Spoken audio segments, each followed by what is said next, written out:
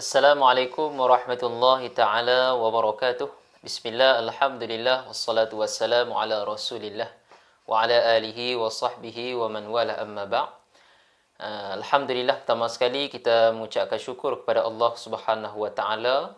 Pada kali ini alhamdulillah kita dapat bertemu sekali lagi dalam sesi video pada kali ini untuk kita meneruskan perbincangan dan huraian bagi kitab Talaqi Al-Qiraat 10 Imam Tariq Asy-Syatibiyah dan juga Ad-Durrah. Maka pada video pada kali ini insya-Allah kita akan bincangkan berkaitan dengan pelajaran yang ketujuh. Pelajaran yang ketujuh muka surat 18 membincangkan berkaitan dengan imam yang keenam. Imam yang keenam iaitu Imam Hamzah dan juga kaedah bacaannya dalam suratul Fatihah. Kita akan mengenali sedikit berkaitan dengan biografi Imam Hamzah dan juga dua orang perawinya beserta dengan bacaan mereka dalam suratul Fatihah.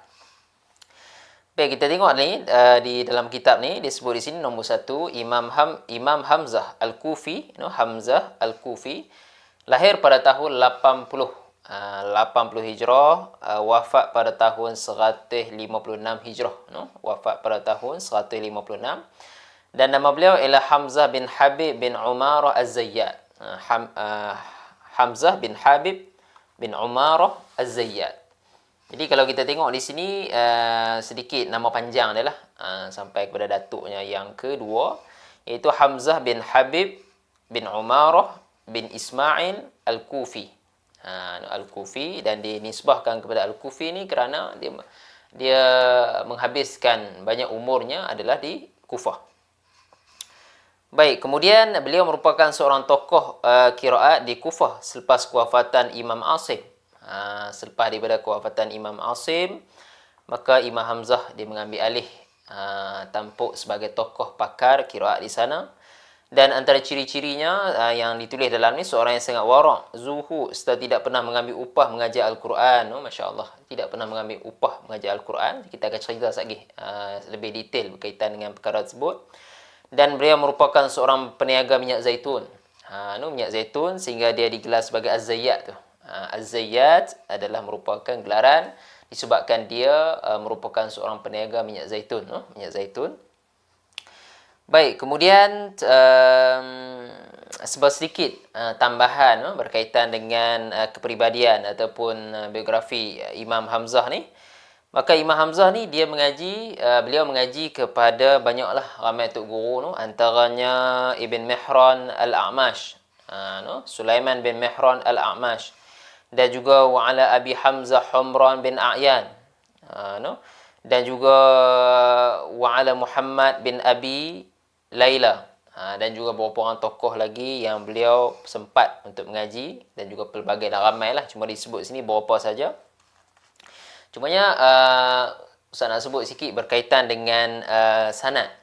Sanad Imam Hamzah, salah satu jalur daripada gurunya sampai pada Nabi kita Muhammad sallallahu alaihi wasallam, iaitu Imam Hamzah mengambil kepada Al-A'mash. Al-A'mash ni guru beliau, Sulaiman bin Mihran Al-A'mash, itu nama penuh bagi gurunya. Dan gurunya ni mengambil kepada Yahya bin Wathab. Yahya bin Wathab, waw tha alif ba, Dan kemudian Yahya bin Wathab ni ambil kepada Alqamah bin Qais. Alqamah bin Qais. Dan kemudian Alqamah bin Qais ni mengambil kepada Ibnu Mas'ud, Abdullah bin Mas'ud radhiyallahu taala anhu. Dan Abdullah bin Mas'ud sudah pasti ambil kepada Nabi kita Muhammad sallallahu alaihi wasallam. Baik, kemudian sedikit lagi berkaitan dengan Imam Hamzah. Beliau dikatakan khatam Al-Quran sebanyak 25 kali setiap bulan. Setiap bulan 25 kali. Ini disebut oleh Samin Al-Halabi dalam kitabnya Al-Aqd An-Nadid. Baik, kemudian Imam Hamzah ni merupakan tokoh dan pakar qiraat di Kufah sebagaimana disebut tadi. Selepas daripada kewafatan Asim dan juga A'mash gurunya tadi. Dan beliau seorang yang sangat siqah, dipercayai, dan juga seorang yang sangat alim dalam bidang al-faraid. Faraid ni berkaitan dengan pembahagian harta pusaka ni, beliau sangat-sangat alim dalam bidang tersebut. Dan arifan bil arabiyah, seorang yang sangat mahir dalam ilmu bahasa Arab. dan juga seorang yang penghafal hadis. Penghafal hadis. Jadi kehebatannya bukan dalam bidang Quran sahaja, juga bidang fiqh, faraid, dan juga bidang bahasa Arab, dan juga bidang hadis. Baik, kemudian berkata Al-Imam Abu Hanifah. Imam Abu Hanifah ni sezaman dengan beliau. Sezaman dengan Imam Hamzah ni, di mana Imam Abu Hanifah wafat pada tahun 150 Hijrah. Imam Hamzah Az-Zayyat ni wafat pada tahun 156.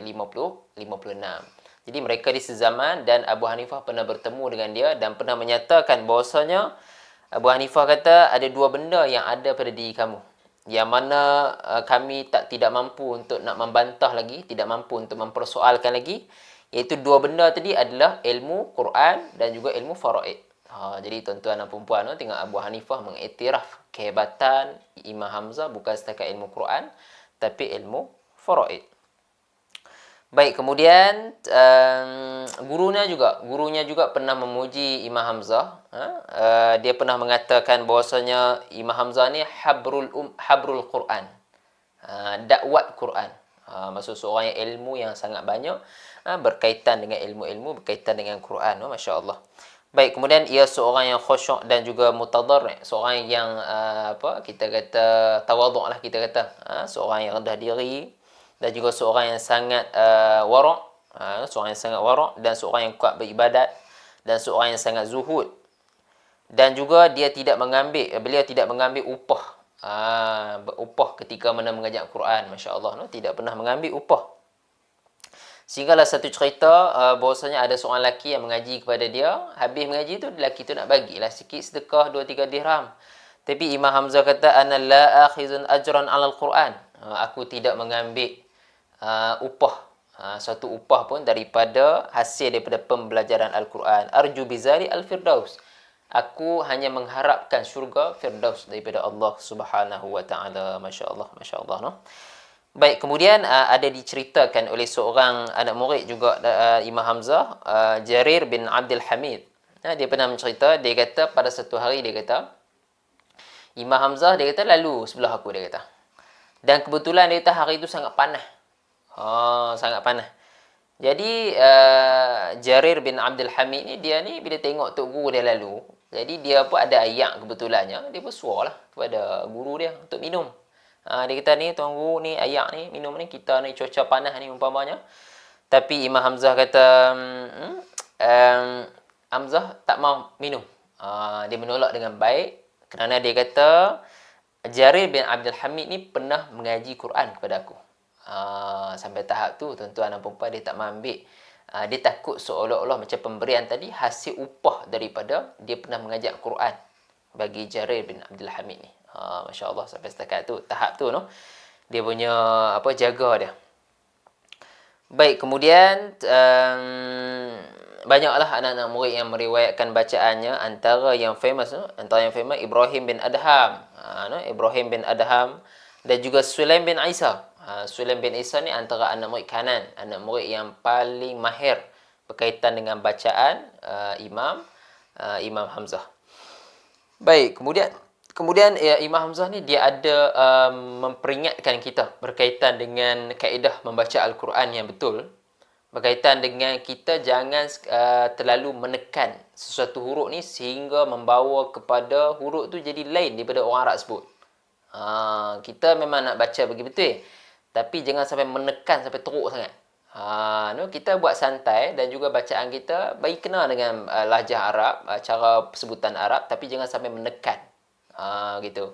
Sehingga dia kata makana fawqal bayad fahuwa baras. Dia kata dia nak umpamakan orang yang baca teruk sangat. Dia kata benda yang lebih atas daripada putih, dia kata benda yang tersangat putih adalah dianggap sebagai sopak. Benda yang tersangat putih ni nampak bagus dah, putih ni nampak comel dah. Tapi kalau terlampau putih, dia akan jadi macam orang menyakit sopak. Begitulah bacaan. Kalau kita buat biasa-biasa, sebut yang sederhana, dia cantik dah. Tapi kalau sebut terlampau teruk, maka dia akan jadi tak apa nak comel. Dan dia kata lagi wa makana fawqal ju'udah fa huwa qatat ataupun qatit. Boleh baca dua-dua. Di mana dia kata benda yang lebih sangat daripada rambut ni, yang ikal mayang, rambut yang cantik ni ikal mayang, dia katakan lebih sangat daripada ikal mayang, dia akan jadi rinting macam Maggi tu. Jadi bila rinting, kerinting sangat macam Maggi, dah jadi tak elok. Wa makana fawqal qiraati falaysa biqiraati. Dia kata apa yang bacaan yang menekan terlampau lebih, dia kata bukan itu bacaan Quran. Macam tu no. Jadi peringatan itu perlu kita ambil lah sama-sama di kita. Apabila kita membaca Quran, belajar sungguh-sungguh, sebut bagi kena, tapi jangan sampai terlampau menekan sehingga lari sebutan dia. Macam tu no. Baik, kemudian tuan-tuan dan puan-puan, masya-Allah no, Al-Imam Hamzah wafat pada tahun 156 di Hulwan. Hulwan ni satu tempat lah di Iraq juga, no? Dan umurnya adalah lebih kurang dalam 76 tahun. No? Baik, kemudian kita teruskan kepada poin nombor 2. Dua tokoh perawi yang meriwayatkan bacaannya adalah yang pertama, riwayat Khalaf. Lahir 150, wafat 229. Nama beliau ialah Khalaf bin Hisham bin Talib Al-Bazzar. No? Merupakan seorang yang soleh dan zuhud. Beliau wafat di Baghdad. Dan nama Khalaf ni dia ada khilaf sikit. Dia ada perbezaan pandangan ulama. Ada ulama yang memberikan nama dengan perbezaan sikit, di mana saya bacakan di sini, Khalaf bin Hisham bin Tha'lab bin Khalaf Al-Asadi Al-Bazzar. Gitu. Khalaf bin Hisham bin Tha'lab. Kalau yang saya tulis ni Khalaf bin Hisham bin Talib Al-Bazzar. Jadi benda tu dia ada khilaf lah. Ada khilaf berkaitan dengan namanya. Baik, Imam Khalaf ni, riwayat Khalaf ni, masya-Allah no, lahir pada tahun 150 telah disebut tadi. Dan dia hafal Quran ketika mana umur 10 tahun, dan kemudian mengaji ilmu-ilmu berkaitan dengan Islam ni lebih kurang dalam 13 tahun. No, jadi hafal Quran dulu dan kemudian mula mengaji berkaitan dengan ilmu ni umur 13. Jadi antara muda jugalah, muda. Baik, kemudian mengambil bacaan daripada anak murid Imam Hamzah, iaitu Sulaim bin Isa. Jadi difaham daripada sini tuan-tuan dan puan-puan, bahawa di antara Khalaf dengan Imam Hamzah ni, dia ada perantaraan dia. Jadi Khalaf ni tidak pernah bertemu Imam Hamzah. Jadi dia bertemu dengan anak murid Imam Hamzah, iaitu dipanggil sebagai Sulaim bin Isa. Sulaim bin Isa. Dan juga beberapa orang lagi lah, Wa Abdurrahman bin Hamad bin Hamzah, dan juga beberapa orang yang tokoh-tokoh terkenal yang Khalaf dia pernah mengaji. Dan juga ada juga beberapa orang anak murid ataupun kita kata bukan anak murid, guru juga. Kita kata guru juga. Khalaf ni pernah juga mendengar bacaan daripada Al-Imam Al-Kisai. Al-Imam Al-Kisai, itu imam yang ketujuh, pernah mendengar. Dia tak pernah baca, tapi dia pernah sami', dia pernah mendengar, sami'ahu, mendengar beberapa wajah bacaan qiraat daripada Al-Imam Al-Kisai. Dan juga Khalaf ni wa kana siqah kabiran zahidan aliman abidan, seorang yang siqah, seorang yang tokoh yang sangat hebat, zuhud, seorang yang alim dan seorang yang abid, seorang yang sangat suka untuk beribadat kepada Allah Subhanahu wa taala. Dia ada satu cerita lah, satu hari dia rasa macam ada satu bab dari ilmu nahwu ni dia rasa susah nak faham. Macam susah nak faham. Dan kemudian dia pun infakkan lebih kurang dalam 80,000 dirham. Banyak mana kita tak tahulah kalau zaman sekarang ni kemungkinan. Jadi sehinggalah dia mampu, kemudian dia mampu untuk menghafazkan, untuk memahami benda tu. Memahami bab dalam ilmu nahwu yang dia susah nak faham tu, hasil daripada diinfakkan hartanya sebanyak tersebut. Baik, kemudian banyaklah anak murid yang ambil kepada dia, antaranya Ahmad bin Yazid Al-Hulwani, Idris bin Abdul Karim Al-Haddad, dan juga Ibnu Muhammad bin Ishaq, Syekh Ibnu Shambuz, dan banyak lagi. Dan kemudian Khalaf Al-Bazzar ni, dia pada masa sama dia merupakan perawi kepada Imam Hamzah, dan pada masa sama dia ada qiraat dia sendiri, yang mana dia ikhtiar, dia pilih qiraat tertentu sehingga dia dianggap sebagai imam juga. Jadi kalau tuan-tuan tengok dalam buku saya ni, imam yang ke-10 adalah orang yang sama dengan Khalaf ni. Jadi dia ada pada masa sama dia merupakan perawi Imam Hamzah, pada masa sama dia ada qiraat dia sendiri. Tapi qiraat dia sendiri dikatakan dia tidak banyak beza lah dengan Imam Hamzah. Dikatakan hanya perbezaan lebih kurang 120 tempat dengan Imam Hamzah, maka beza tak banyak. Baik, kemudian wafat pada Jamadil Akhir tahun 229 di mana tuan-tuan dan puan di Baghdad, di Baghdad. Baik, kemudian sedikit biodata berkaitan dengan Khalad. Berkaitan dengan Khalad, namanya adalah beliau ialah Khalad bin Khalid Asy-Syaibani. Lahir 130, wafat 220. Beliau wafat di Kufah. Baik, sebab sedikit lah. Sebab sedikit berkaitan dengan Khalad ni. Khalad ni tak banyak sangat cerita berkaitan dengan beliau. Khalad bin Khalid Al-Syaibani, As-Sayrafi, Al-Kufi. Dan juga dia mengambil bacaan daripada siapa? Daripada anak murid Imam Hamzah juga yang disebut tadi, iaitu Sulaim bin Aisah. Jadi mereka ni, Khalad dengan Khalad ni mengaji sekali lah, kita katakan.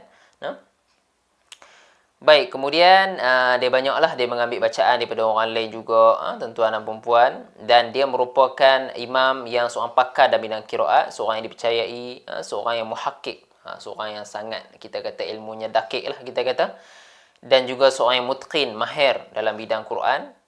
Dan juga banyak ulama yang meriwayatkan bacaannya, antaranya Ahmad bin Yazid Al-Hulwani, dan juga Qasim bin Yazid Al-Wazzan, dan juga beberapa orang sahabat-sahabat yang lain, tuan-tuan dan puan-puan. Dan wafat pada tahun 220 Hijrah. Jadi Khalad ni tak banyak cerita sangat. Ni tak banyak cerita sangat berkaitan dengan beliau. Berkemungkinan dalam kitab-kitab lain mungkin ada lah, tapi kitab ni memang sikit saja disebut berkaitan dengan Imam Khalad. Baik, tuan-tuan muslimin muslimat yang dirahmati oleh Allah Subhanahu wa taala, tadi kita dah selesai sebut berkaitan dengan biografi sedikit Imam Hamzah, Khalaf dan juga Khalad. Maka sama-sama kita tengok bacaan riwayat Khalaf dulu. Bacaan dalam suratul Fatihah, riwayat Khalaf, kemudian riwayat Khalad.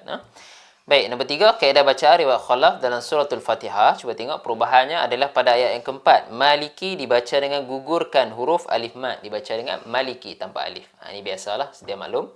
Baik, kemudian ayat yang ke-6 iaitu ihdinas sira. As-sira, tuan-tuan baca macam mana? Tukarkan huruf sad kepada huruf zai yang ditebalkan.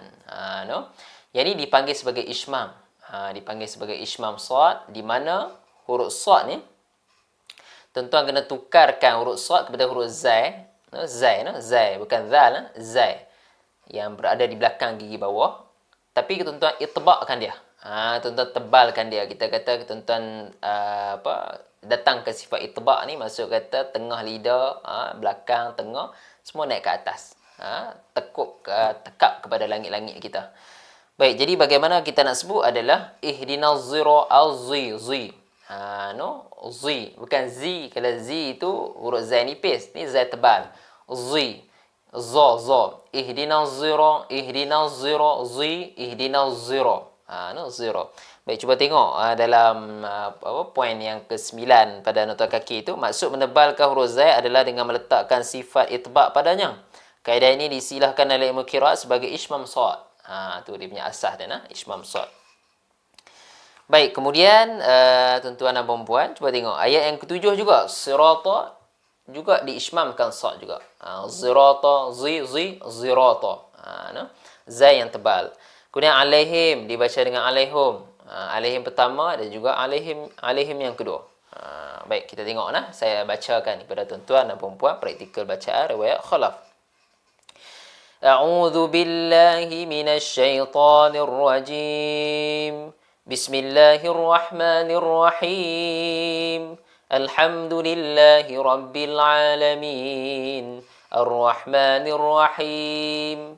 Maliki yaumiddin. Tu maliki yaumiddin tanpa alif tanpa alif. Iyyaka na'budu wa iyyaka nasta'in. Ihdinas siratal mustaqim. Sini tuan-tuan kena tukarlah. Sad tukar dengan zai yang tebal. Baik, kemudian tukar lagi. Siratal ladzina an'amta 'alaihim. Gitu Alaihum. Waqaf atau wasal sama saja. Ghairil maghdubi alaihim waladdallin.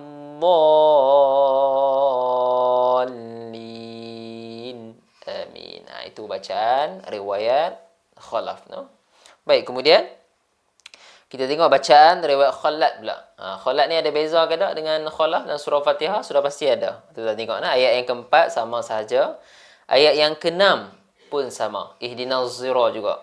Baik, ayat yang ketujuh alaihim dibaca alaihum. Ayat ketujuh ni ada beza sikit dengan riwayat Khalaf tadi. Di mana Khallat dia tak baca ziratal lazi, dia tak baca. Dia hanya baca pada ihdinas zira sahaja. Ayat yang keenam sahaja, ayat ketujuh dia tak baca. Gitu. Baik, kemudian alaihim dibaca dengan alaihum. Baik, saya baca kepada tuan-tuan. A'udzu billahi minasy syaithanir rajim. Bismillahirrahmanirrahim. Alhamdulillahi rabbil alamin. Ar-Rahmanir-Rahim. Maliki yaumiddin. Situ ada pertukarannya. Kemudian iyyaka na'budu wa iyyaka nasta'in. Ihdinas siratal mustaqim.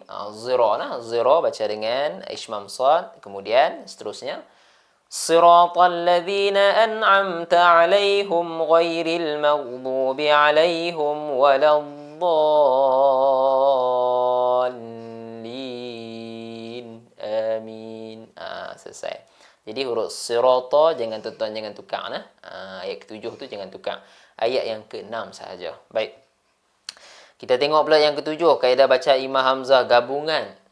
Riwayat Khalaf dengan Khallat dalam suratul Fatihah, no? Macam mana kita nak gabungkan? Baik, tuan-tuan tengoklah dalam jadual tu. Bila kita gabung, Maliki ditukar dengan buang alif, siapa baca? Khalaf dengan Khallat. Lepas sepakat dua. Kemudian as-sira, ihdinas sira, sepakat ke tak? Baca dengan az-zira, sepakat juga tuan-tuan dan puan-puan. Tapi ayat ketujuh sirata dibaca dengan zirata, ini tak sepakat. Ini Khalaf sahaja baca dengan zira, Khallat dia baca biasa, baca dengan sad. Baik, alaihim baca dengan alaihum, bersepakat ke tak? Ya, kedua-duanya bersepakat. Begitu, no? Baik, kita baca A'udzu billahi minasy syaithanir rajim. Bismillahirrahmanirrahim. Alhamdulillahi rabbil alamin. Ar-Rahmanir-Rahim. Maliki yaumiddin. Sini sepakat Khalaf dengan Khallat. Baik. Iyyaka na'budu wa iyyaka nasta'in. Ihdinas siratal mustaqim. Ini bersepakat juga ishmam sad, Khalaf dengan Khallat. Baik, kemudian Siratal ladzina an'amta 'alaihim ghairil maghdubi 'alaihim waladdallin. Ini bacaan siapa? Tuan-tuan dan puan-puan, bacaan Khalaf sahaja. Khallat tak masuk lagi. Baik, Khallat yang terakhir.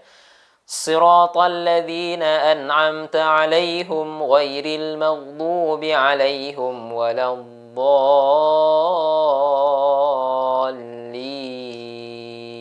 Amin. Alhamdulillah. Itu bacaan siapa? Bacaan Khallat. Alhamdulillah. Jadi kita dah selesai bacaan Imam Hamzah dalam suratul Fatihah. Jadi cukup sekadar tu. InsyaAllah kita bertemu lagi pada sesi video pada akan datang. InsyaAllah. Aqulu qawli haza wa astaghfirullahal azim li wa lakum. Wassalamualaikum warahmatullahi wabarakatuh.